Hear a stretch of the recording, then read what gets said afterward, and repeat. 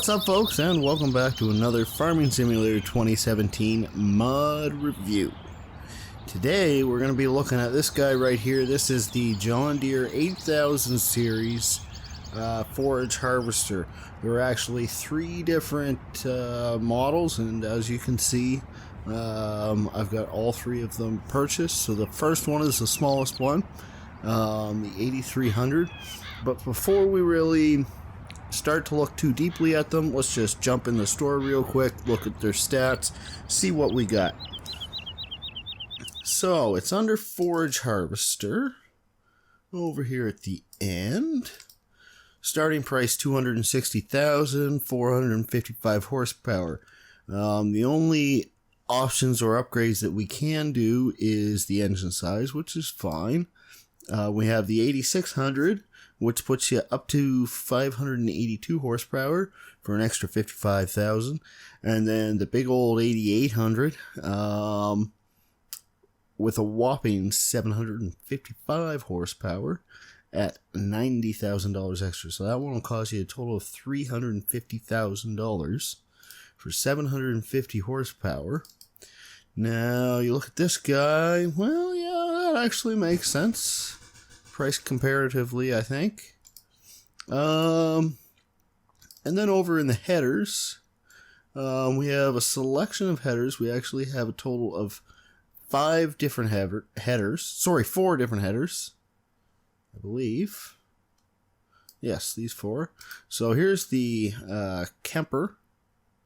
This is suitable only for the 8800i. It's much larger at 9 meters. It harvests corn at a cost of $38,000, and then the John Deere 686 at $29,500. It can work on any of the 8000 series, so the smaller one or the 8600. Then this Zern Profi Cut, which does wheat, barley, canola, soybean, and grass, and we'll show you that one in just a minute.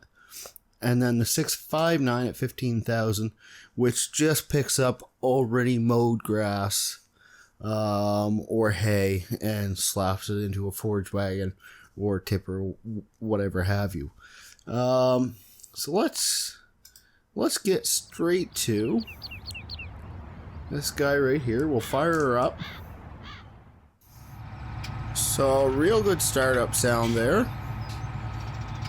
I like that. We're just going to kind of drive for a minute and not really worry about whether or not we're actually putting it in a trailer or not, but you will see right away that it will shoot into a tipper. So it turns, it'll turn really any of these crops directly into chaff, which to me seems like a bit of a waste, but if that's the kind of crop thing or the kind of farm you want to run, well, this is the piece of equipment to do just that. So let's say maybe you created too much barley, the price dropped drastically, and now silage is where it's at.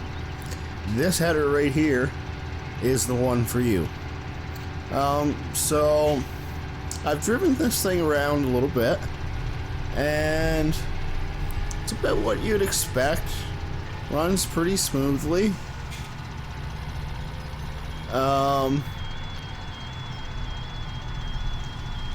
We've got an odd warning noise or alarm that comes on after you turn the header off. Not sure what it's for, but I don't think that really matters too much. Let's jump over to the next one, shall we? So this is the 8600. Fired it up. All three of them, the bodies are the exact same from as far as I can tell. Really the big difference is horsepower. So this one can do everything that the last one can. However, it's going to have an easier time climbing the hills. So same thing. Pipe works really good. Animations seem to be very clean. Working very well there. See, we're out of range of our forage harvester, or forage wagon rather, now, so it's not really actually shooting anywhere, but that's the same as any other forage harvester in game. So yeah, this thing works just as smoothly. And I think last but not least, we'll jump over to the big bad boy. There's that alarm again. So this is the 8800i with a massive header on it. Now if you want to get into forage harvesting, you want to have a massive silage operation, this is the piece of equipment for you. It is bang on. So I guess it's time to really start getting down to the nitty gritty on this guy.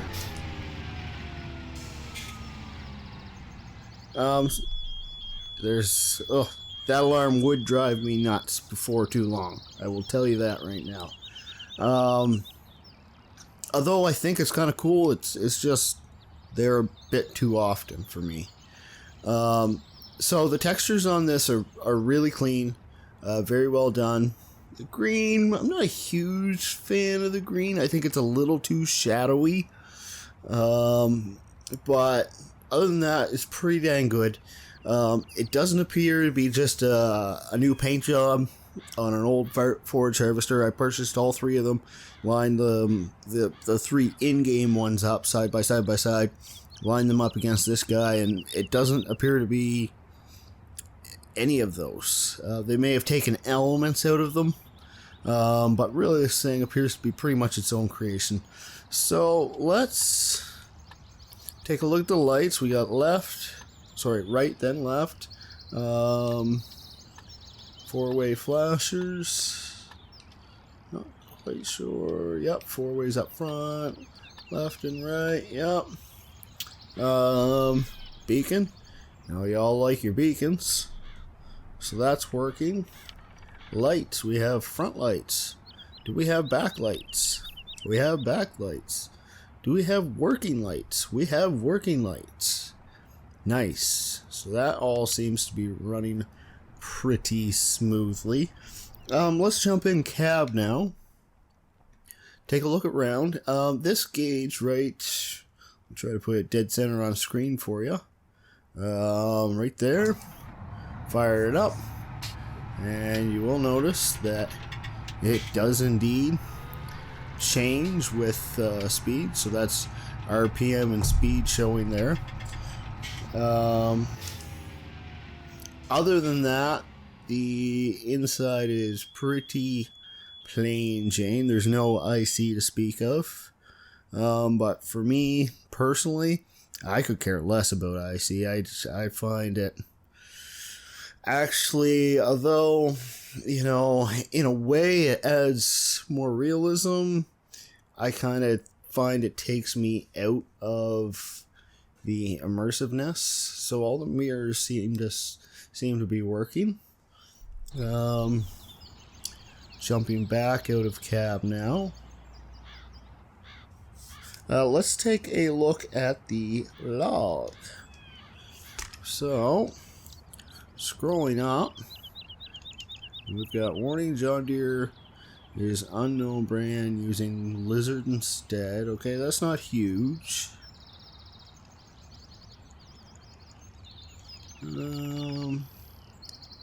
So that appears to be it. So some small warnings there in the log, but really I don't think that's going to cause you any issues whatsoever.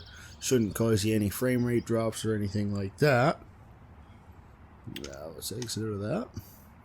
So I think I'll, as always, jump out of game and simply put dirt on all the equipment, and when I come back we'll take a look at how they look. Okay, so we're back in game once again, and we have a muddy forage harvester, same with the header as well. Jumping in cab. Footprints on the ground, that's always cool. Windshield's definitely got some muck on it. That's pretty clean. Jumping over to... Oh, see daisy, wrong button. Jumping over to the next one. This header is muddy as well as this one. I am pretty sure that the headers are just paint jobs. Don't quote me on that, but I'm pretty sure. Regardless, they're very well done. All in all, the mod itself is clean. It's very well done. So I think I'm going to slap a 4 out of 5 stars on it. So I think that's going to do it for this Farming Simulator 2017 mod review. I hope you all enjoyed the information that I gave you. If you like what you saw, hit that like button, subscribe, leave a comment down below. If you flat out disagree with anything I said, or you absolutely hate me, you can smash that dislike button. Go ahead, check out pc-sg.uk. All kinds of great mods on that website, as well as a great forum with a great group of guys. And until next time, y'all have a great night. See ya. For every passing moment.